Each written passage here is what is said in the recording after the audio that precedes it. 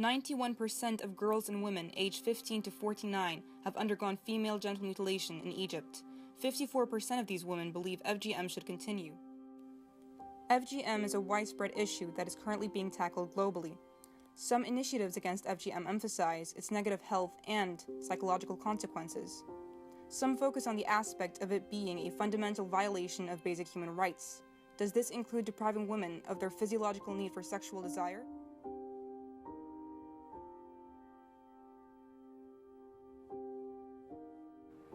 Sexual problems that women commonly face after undergoing FGM include extremely painful sexual intercourse, frigidity, and sexual dysfunctions. It's a village where Muslims live side by side with Christians, and both communities practice FGM.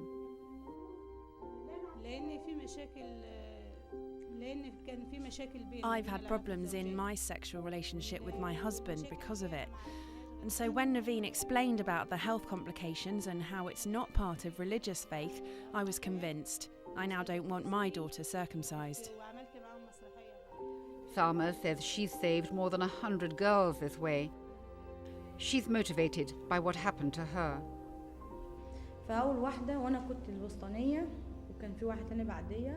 They did my elder sister first. I was the middle and the youngest was after me. The midwife came with 2 large accomplices and bound me by my hands and feet so she could hold me down. I tried to hit one of them but couldn't. I was only 10. I screamed, but they gagged me so my little sister would not hear the pain. Afterwards, I screamed all day. I spent 2 days recovering. It was terrible. To this day, I shudder from the memory. She invited 13-year-old Saba, whose older sister had already been mutilated, to her teaching. I spoke to my mum and told her everything I learned from Salma. I spoke to her politely to convince her. Luckily, it worked. There are no actual benefits to circumcision. People just think that way. Once I explained to her the harm it causes, she was convinced. طب انتي تعبتي بعد الجواز من الموضوع الطهارة ده؟ ايوه تعبت. طب وكنتي بتشتكي بتروحي تقولي للدكتور ولا حاجة ولا؟ لا ما بتقوليش. ما بقولش. طب عندك ولاد؟ عندي 3 اولاد. بنات؟ لا عندي ولد وبنت. طب طهرتي بنتك؟ لا. وقفت قبال والدته بتقول لها طهرها قلت لها لا. واتخانقت معايا قلت لها لا وقبال جوزي.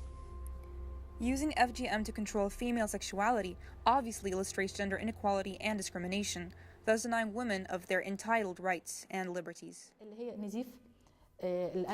Some of the immediate complications include bleeding, infections from using unsterile tools in carrying out circumcision, severe pain which may lead to body shock. All of these can cause the girls to die. We witness complications later on. Female circumcision means these women never reach orgasm during sexual intercourse. This results in the woman withdrawing from sex with her husband, which causes problems in the marriage. Paradoxically, she explains, deaths have increased since the practice was banned. In some cases, parents don't seek medical care, even if their daughters suffer severe complications, in which case it becomes too late for us to save their lives. Girls die because their parents are too afraid of prosecution. Discussion about FGM needs to occur within the family, including the boys and men, since data indicate that women underestimate the share of men who oppose FGM. This will in turn help stimulate a conversation between husband and wife about sexual issues. According to a study conducted in Egypt about female genital mutilation and issues on sexuality, women frequently mentioned that they felt cold during sexual relations, had no satisfaction out of sex, or had pain during sex. Women who said this did not indicate that this caused them any distress. However, they said they saw sex as a marital duty and carrying out religious obligations. Both Quran and Hadith allude to the nature of sexual relations as a way of achieving mutual satisfaction and compassion between both wife and husband.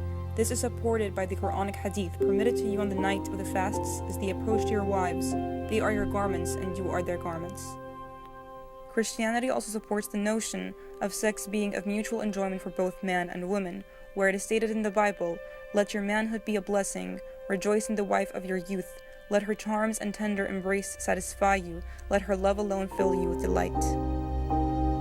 You have the duty to protect your daughter from any physical or emotional harm caused to her. This includes protecting her from having her sexual rights taken away. Protect your daughter.